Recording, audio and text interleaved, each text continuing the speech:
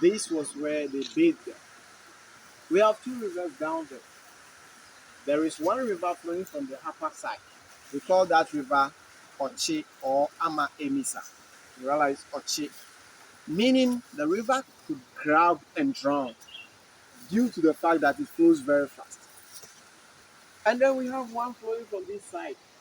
It's called Ndonkonsio, meaning the slaves' river. The name Ndonkonsio was given to it after the captives were brought here to take their last ever bath.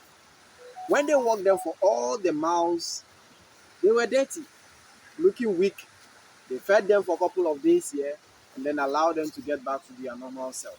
And once they got back to their normal self, it was time for them to clean them and wash them down. Looking at their hairs, they looked bushy and entangled, mostly the men, and their beards all over. So they needed to shave them all off. And they used broken bottles. If you are lucky, they get to use sharpened knife on you. Once that was done, they moved them slowly down to the river. In the chains, a round metal ball was added to the chains around their ankle so that they could walk in there, and then that metal will hold them still to prevent them from escaping. The main reason why they didn't allow them to go to that part is because it flows too fast. And they lost so many of them at the Pra River. So looking at this, they thought if they allow them to go there, they will get drowned. So they never took them there. So they watched them there where it looked very calm. Two rivers moving side by side all the way to the sea. After bathing them, they brought them up here, got them to be lined up, allowed them to get dried. Once their bodies got dried, that was when they used the palm kernel oil on them. If they don't have that, they use the shea butter just for them to look more presentable, shiny, and then attractive for the buyers to come here and then bargain or give their offer, the bid, the highest bidder claims. Whoever is picked is first of all branded with the hot metal. They use it to burn your skin, either your shoulder here, your chest, the back, or wherever they choose to brand you. So once that was done, they moved them. There were still others in the chains. Those people were considered in quotes as useless commodities. They never saw the next daylight. Right here, they were all killed at gunpoint. And after killing them, they dumped their bodies all around. The place is full of unmarked graveyards. A couple of years ago, some discoveries were attempted. When they came across the bones, they were scared and then they covered them up. We believe in letting the spirit rest. These people have found a resting spot right here. And then we will go back trying to make them relieve the memories. We don't have to do that. So they covered them up and they're moving. Couple of years, 2005, there was a visit by some African Americans. They got here with a bottle of schnapps or spirit whiskey. They poured libation to the spirits of their ancestors and requested that they would step into the river to take a cleansing and a more spiritual prayers need to be said. So when they got there, one of them stepped on something. They were so curious, they pulled the thing out and it was a chain that was attached to a round metal ball. They brought it up there and we still have it there to show to the masses. We don't take people to the last bath anymore because we prefer them taking their first bath of return. Your ancestors came here for their last bath. So when we come back, on behalf of the ancestors who took their last ever bath, we shall take our first bath of return down the river. I call it Sankofa healing bath. You are on a healing journey. And so when you get down there, all you need to do is to get some of the water, splash it on your body, clean your hands, wherever you need it to touch, you can do that.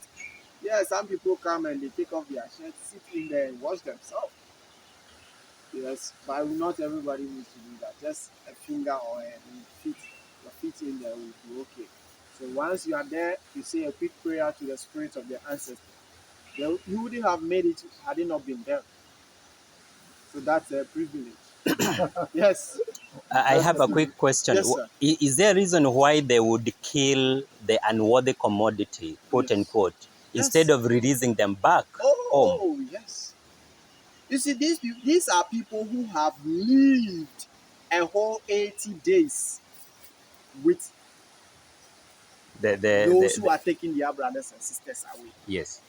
Right here, they leave that particular memory with them on your own land, and it wasn't good. It was harsh. Imagine letting you go. Where are you going? You are going straight to where they capture your people from, or if they captured you from. You are going to spread the gospel. You will tell everybody across that this is what they were doing to us. And you don't want that happening. So the best way is to take care of that threat. Evidence. That's evidence. Thank you. They want to take care of it so it doesn't spread. And one, if they keep releasing people, imagine those people going to form a group, hiding along the routes that were being taken to this place. Imagine they are no longer in chains. They will fight you and whatever they need to do to take their brothers and sisters back.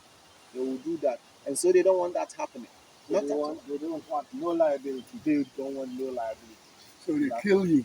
They will kill you rather. They Now, kill you. in addition to what my brother said, when you come to this town and its surrounding towns, you cannot call someone a slave grandson or great grandson or whatsoever. After the abolition of the slave trade, slave was still going on. But after some years, there's captives that were here. They decided to free them, let them go. So I was talking about multiple marriage. The women over here, if they were more than men, what do? You have to go to the town, look for men who have only one wife, and give them additional wife to marry. My brother over here, if he is one of the great ancestors, he might not know. There is a serious oath here. Woe betides you, even if you know, to tell him that your great grandparent was an ancestor. It's serious offense. Was a slave. Yes. Was a slave. It's serious offense. So you even if you know, you don't say it. So everybody is quiet. We all live here peacefully. So they were integrated into society and they got married and they gave birth and their children got married and they also gave them, they got married, and now it's all over this area. And how do they look at the slaves who were collaborators with the white masters? Man, with the masters? Or How do you all look at them? Say, well, you took my great grandfather and you sold it. you know, as I was saying, some of them were blindfolded, both mentally and physically. So therefore, when you go to the castles, you will get to know this. Now, those that were captured and sent into the slave dungeons, then there are some people that, although they have a little amount of trust in them, they select them as leaders. Let them sit at a certain places and then be listening with their ear. When they hear that they are talking among themselves, he has to blow an alarm. He is like a soldier there. So you have to blow an alarm. They are talking among themselves. You bring all of them up, whip them or maltreat them. Sometimes stand in the sun for the whole day. There is a certain part also, if you're a woman and the governor wants to have an affair with you and you resist, they put shackles around you, whip you, let you stand in the sun.